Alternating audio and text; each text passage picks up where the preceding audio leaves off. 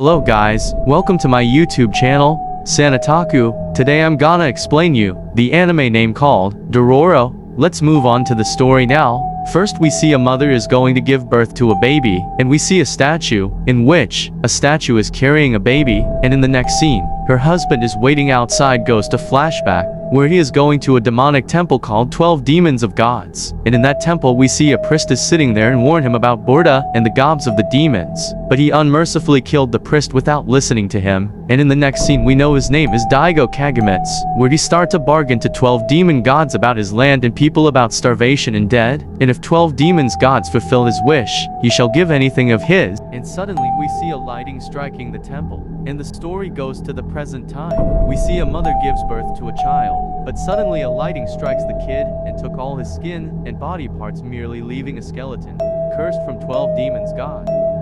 And Daigo realized the bargain with the demons, and demons have fulfilled his wish.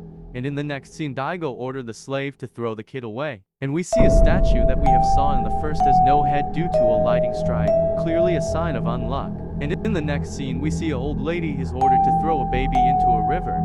But the old lady hesitated to throw, and she kept the baby in the boat near land, letting him live, and saying goodbye, the rest is up to you. And suddenly we see a monster, and that monster killed the old lady and ate her. But suddenly we see a blind man back, who cannot see but feels the souls and aura. And in the next scene the old man strike the monster, and the monster is down with a single blow. And in the next scene the old man sensed the baby presence and realized he is not a human nor a yokai either. Cursed from the birth from the sins of his father, is given a chance to live.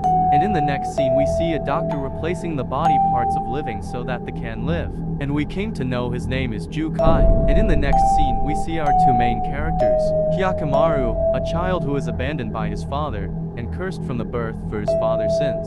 Dororo, a young orphan thief. And in the next scene we see Dororo is selling goods to the people of the village. And suddenly the owner of the goods come from whom Dororo have stolen things. And they are mad with the kid. But Dororo run away from them, and they keep chasing him. And in the other side we see Hyakkimaru. A child slipped from the cliff and Hyakkimaru caught him, saving him from falling. And in the next scene we see the Dororo and the puppy.